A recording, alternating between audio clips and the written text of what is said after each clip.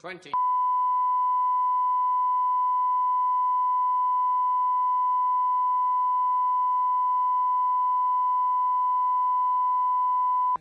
Nine, 8, 7, 6, 5, 4, 3. The dream has gone away somehow, and everything is better now. Hello and welcome to the start of Season 2 of Cast the Bones. It's almost like a relaunch. I want to thank you all for your kind messages. I've been in hospital for a little while. I've been through some hard things in my life recently. I've had a bereavement. I've had some episodes of hallucinations and episodes of deep depression. And I've probably made a lot of weird videos, and I apologize for that too. I've made a conscious decision not to go back and watch any of my older stuff. This is a whole new start, nice and bright, sunny, lovely start. Cast the Bones is going to be expanding out now into, we're going to be featured on a video game website. So I thought, since we're on a video game website, I'm going to cover in this first episode of the new season of Cast the Bones some video game board games. Talk about some of those, special extended little episode here. Again, I want to thank you for your support and for your encouragement and for your understanding. And I don't want to labor the point too much. I'm feeling better. I feel like I'm ready to move on with my life now. I am pushing the past aside and marching on forward with new Cast the Bones. Because what is better than picking up some bones and rolling them? The best feeling in the world. And when you can play a board game, you can forget about death. You can forget about oblivion.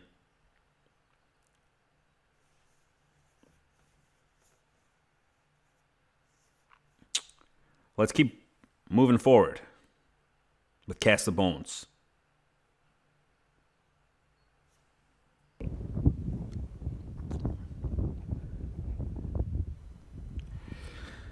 I've been encouraged by my doctor not to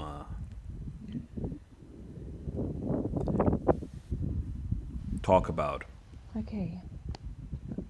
I suppose we may as certain well start projects from the that I've very been working beginning. on, or projects that have been brought to me, or projects that I don't know if you've ever played Hand of Fate. So, I'm hoping that a game. You can play it on PC. You can play it on Nintendo Switch.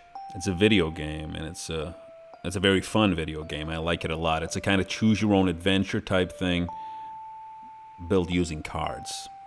Very fun game. A little bit of combat in there, and a lot of variety. This is Hand of Fate Ordeals, which is a game based on that video game. So how are they gonna make that world come alive on your tabletop? Well, they kinda don't.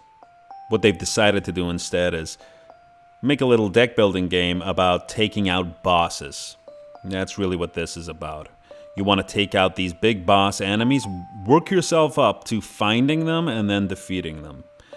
Using the artwork that's fitting with the video game and using characters from the video game. And so it's set in the world of the video game, but it doesn't really feel like playing the video game. And because it uses cards, you kind of expect that it will. You expect that it will be closer to the video game than it is. But there's not really any real strong story element, I wouldn't say. But what there is a very, very solid, very interesting, and reasonably challenging deck building game where you move around these location cards. Location cards and event cards are laid out to create a map for you. And you move around here, building yourself up, foraging for supplies. Supplies help you move around, finding equipment that make you stronger, make you fight better, allow you to see further down the road. And it's all built towards improving your deck so that you can take out the enemies and you can score victory points, and ultimately you can take out the big boss of your level. Now, this game is not an entry-level game either. It took a little bit of reading that rule book to get it all into my head. Once you start playing, it comes over quite simply. You start to get into the rhythm of the game.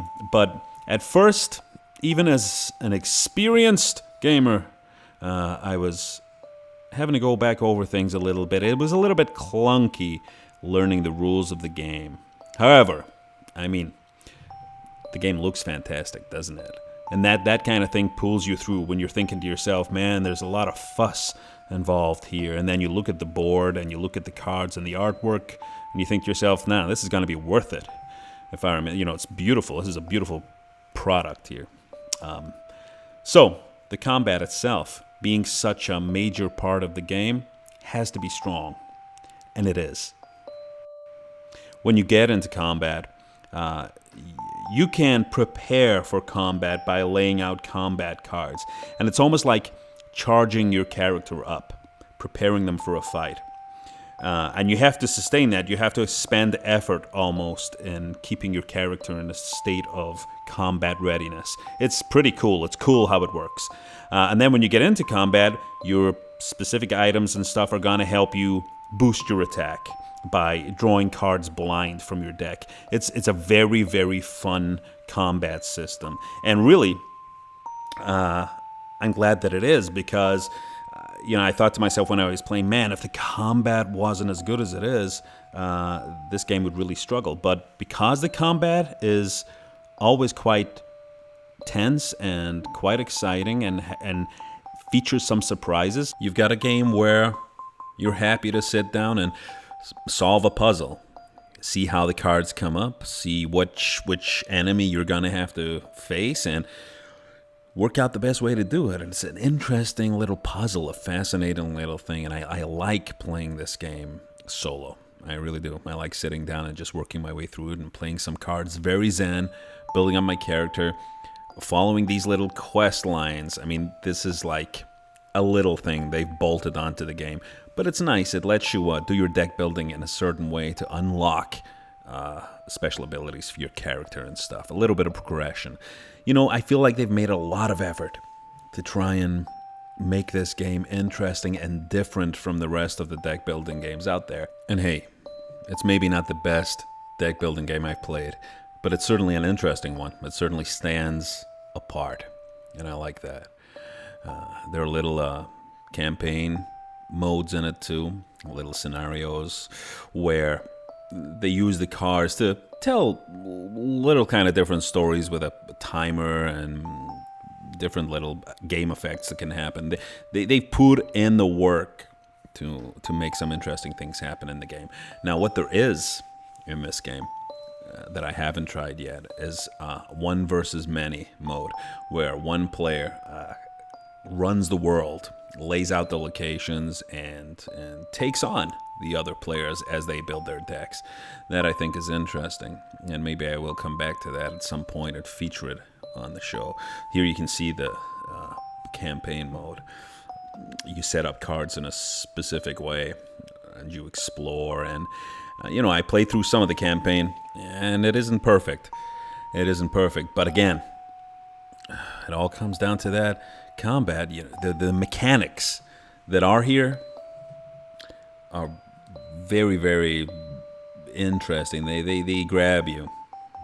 Yeah, and I think that's a key thing with this game. I think what's interesting is that they put a lot of work into trying to make things around the outside of the game that make it stand apart, when really it's impressive enough that they've made the core mechanics so captivating. I like it, You may not. I do. So I'm hoping that in the fullness of time, once I have convinced certain parties of my... You see, I'm not working at the moment. I work at Faslane Naval Base, and I've been given some time off to get better. So I'm going to use that time to make these videos. And I'm going to keep these videos on the download. I was advised not to make any videos at all, but I think it's important. I mean, these days, if you're not making content, then you don't exist, right? So I need to exist. So I want to thank you all for continuing to watch, and I will give you updates on the things that you want to know about in the fullness of time, when I get better, when I get back to work, when I get relieved of that care that I'm getting. At that point, we'll do that. Let's talk about some more games. Let's cast the bones. Здесь все кем-то выдумано. Все это чья-то идиотская выдумка. Неужели вы не чувствуете? When you're a privileged man living in the West, as I have all my life, in the United States, now in the UK, there's a fascination with Russia. A fascination with Russia, and coming along with that, there's a fascination with the destruction of the nuclear apocalypse, the big bomb. I've spoken about this before. Metro 2033 was a book about a post-apocalyptic world set in Russia, and people are living in the metro system. And this game, this board game, as well, it's based really on the video game. And I had to pick it up. I had to pick it up and check it out. And I wanted to tell you about this one because here is an example of a game that I wanted to enjoy. I really did. Man, I wanted this one to be good. But, oh man, there's a lot of things wrong with this one. Take a look at the board for the first thing. I think the board looks pretty good aesthetically. But this is a very, very difficult board to read. You might notice there are different colors on the board. Now I'm talking about overlaid on the board. There are different segments, colors, a big yellow triangle you can see there. These are different areas, and they're very hard to tell apart. This game is just a very, very hard to read game, and that it complicates everything. It's a very simple game, though, at heart. It's a game about building up an army, moving your army through the metro system, and moving a hero through the metro system to invading new areas, taking control of new areas, destroying monsters, and armies fighting against other armies. You take control of characters with special abilities. You know the setup. It's like many things, many games you've played. But there's so much that goes wrong here, and it's so frustrating that it goes so wrong. Let me tell you. So the game is all about taking control of new stations in the metro system. And you do that by building up your army, making your army stronger, and there's a track for that. You spend resources to strengthen your army on this army strength track. You want to climb up that. As you can see, the higher it gets, the more resources you have to pay to keep your army strong, and you need to feed them. You need to feed them pigs. You got to fling a pig at a soldier. You make your heroes stronger too. Buy them equipment. That gives them extra strength, extra little bonus powers. And then you send your heroes or your armies into neutral stations and attack them. And then you flip a card. And this is what I don't really like about the game. You flip a card, and an enemy pops out, and they'll have a number, a strength number on there, and you might be stronger or you might not be. There's no dice rolling. And I guess maybe they took out dice rolling because they were saying, well, let's make it a little bit more deterministic. But what you end up with is, still a lot of luck here. There's a lot of luck. You flip a card. Maybe you're strong enough, maybe you're not. Maybe you get unlucky. when something's a little bit too strong for you. The problem is you don't have any dice to roll or anything that still gives you that little bit of hope. So, suddenly you've got a lot of stuff just coming down to a card flip, which is not good. So you're doing it. You're taking places, you're moving around, you're moving up the victory point track. Fantastic. And then you're exploring, what else can I do? You're buying new equipment. What do we got here? We got an explosive. Let's see. We got a machine gun here. Good, that adds some strength. Rail car makes you move around a little easier. Shotgun, that adds more strength. And again, when you're adding strength, all you're doing is lifting a number up a little, and then you flip a card and you hope that your number is higher than the other number.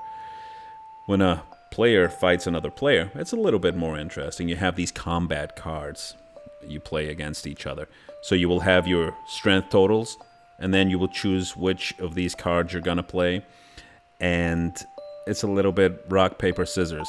Are you going to do a full-out attack? Or are you going to be defensive? Or are you going to be... And it just feels a little bit weak. It just feels kind of lucky and kind of weak. And that's disappointing for a game like this, a setting like this, which should really feel like a knife fight, And here are all the monsters. I mean, the game looks cool. It's so frustrating that it doesn't really grab you. And again, you see those strength numbers in the bottom left of these monsters. I mean, this is the thing, If you got higher strength than that, fun's over. So here we go. Here's other things. There's you can vote on these laws that can come in. But again, the voting feels a little bit weak too. It adds a little bit of extra interest into the game, but man, it just feels like a losing battle. If you want to do some voting in a game, you want to play something like Warrior Knights when when voting really matters and people at the table end up punching each other. Sorry. 1, 2, 3, bonk. Never mind, Ron, it's your turn. Sorry, Lawrence. There's trouble for me. 1, 2, 3, 4. Sorry. Always knocking me off. Your go.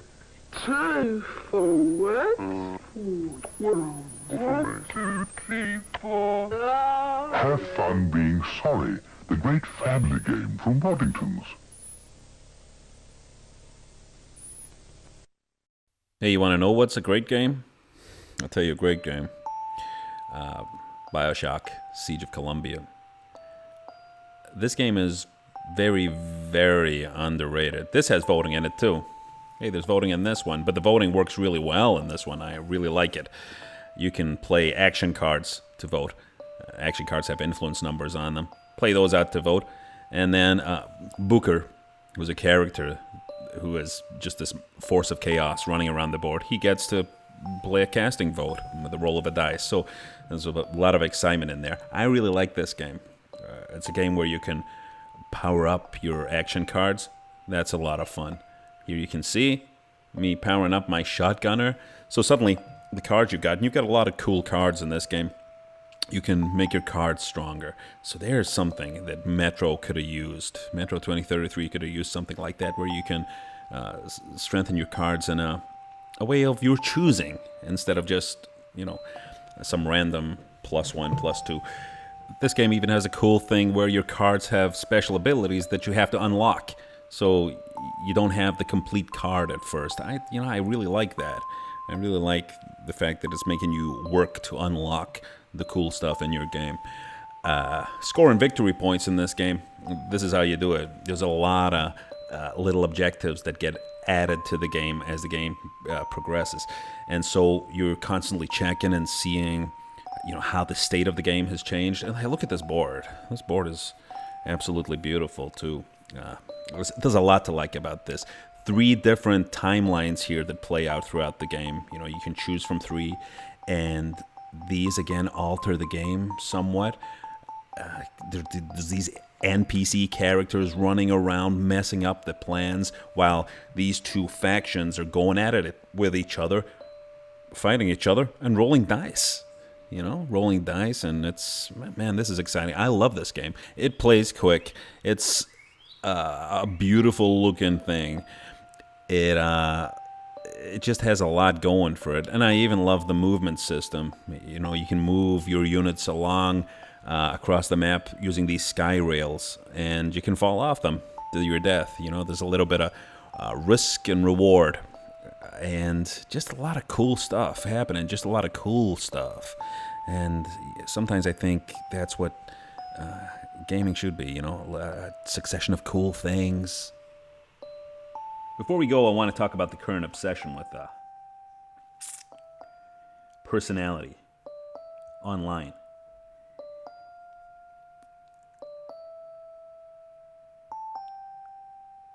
I think it's very troubling that people might look to personalities on these videos where they... I mean, I'm an expert in board games. I consider myself an expert on that stuff, but I'm not an expert on anything else. In my delusion, in the worst moments of my episodes, I have spoken about understanding some kind of secret, or understanding some kind of truth within the human experience that is unique to me and that I could share. And I've been brought to understand that that is not true. I am just me, and all I'm doing is talking about board games. And I think there's a lot of personalities out there on YouTube, social media, who are just the same. They may be an expert in their field, applying makeup, playing video games, cooking, wearing clothes, taking photographs. But they are not an expert on the human condition or the struggle. They're not an expert on the struggle, and that's key. I don't want you to be looking to me as someone who could be an expert on your struggle through life, because there's no answer to that.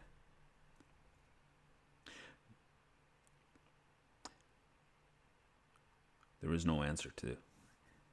There's no one to look to unless you have faith in God, a religion, something, or faith in science, or faith in medicine, or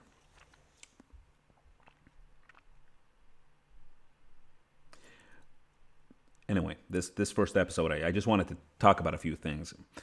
From episode 2 onwards, don't you worry, it's gonna be all fun, all games, all the time. You know, it's fun first, fun forever on Cast the Bones. And I want to thank you for watching.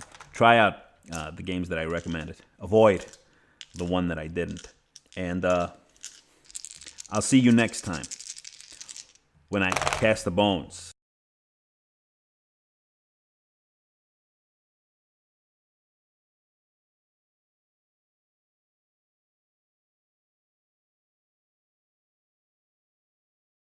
Messerluft. Mir ruht so in der Ski. Das nervt. Der auch so knarzt. Und schön. Was nicht, aber da wirst du so nicht. Und von der Alp. Jetzt wird man mir weg. Und dann hast du auch nicht so. Der auch nicht mehr. What we